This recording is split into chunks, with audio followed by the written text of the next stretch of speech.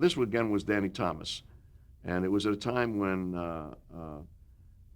Danny Thomas was had just finished Aaron Spelling's partnership. They had been partners, and asked me if I would come in and join. The William Morris office really kind of put us together.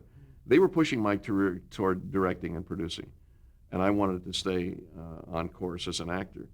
So I was getting shoved from one direction to the other. But the opportunity to work with Danny, whom I knew, obviously because of his tie-in to the other shows that I'd done. So I went in and did produce Granddaddy. What was that like? Well, it was a lot of fun.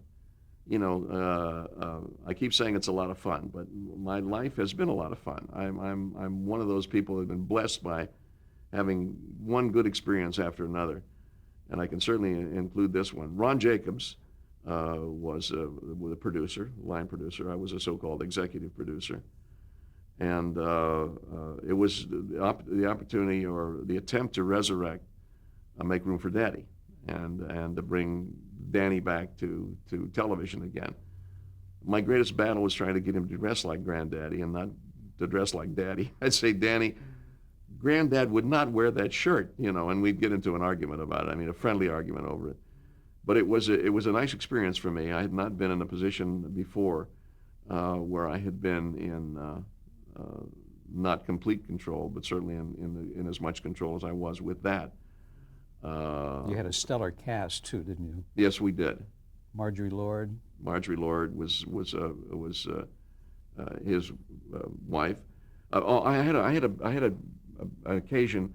They wanted to bring in a guy to be a sidekick of Danny's, a guy that was kind of a piano player, and so. And I thought of Rosie Greer. And in the middle of the night, I said, Rosie Greer would be great for this character. And Danny said, how in the hell did you think of him? I said, it just came to me. I don't know why. We brought Rosie in, of course, and Rosie stayed with the show as a character. And of course, Hans Conried, whom I had worked with for 100 years in radio, came in as Uncle, whatever his name was, who always put me away because he was so funny. You had Angela Cartwright. Angela Cartwright, who was delightful as one of his daughters.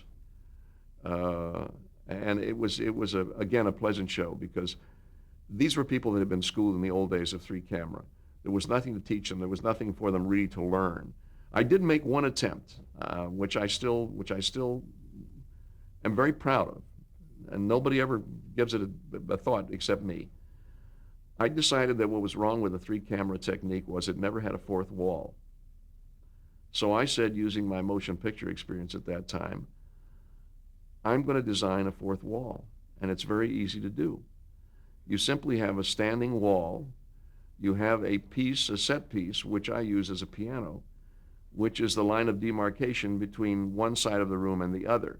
So the character could walk off camera, left to right, off camera, past the piano, and appear against this other wall, coming in right to left, and play the scene back to the fourth wall.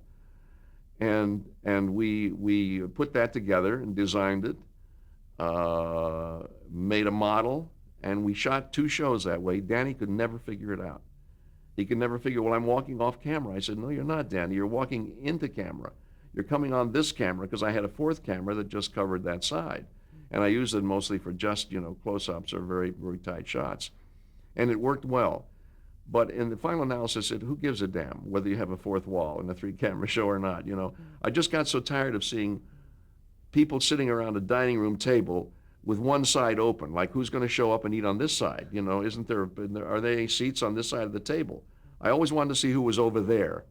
And it always bothered me in watching television. I said, there's a way to do this. There's a way to do this. Peter Woolley was our set designer. I said, Peter, he went crazy for the idea. He said, what a great idea. He thought we'd be in the museum of, Smithsonian with this idea. It was revolutionary. Revolutionary. And we thought it was really going to work. And nobody's ever done it to this day again. I don't think it's ever been suggested by anybody again. But, I'm so tired of watching people in today's shows walk in and sit on the same couch, facing the same direction, and talk to nobody. And I always wondered, why can't it look like a motion picture? I mean, we're not fooling anybody. This is not, this is not real time or real life. Let's do it like a film. So I was never able to get that over with. I tried.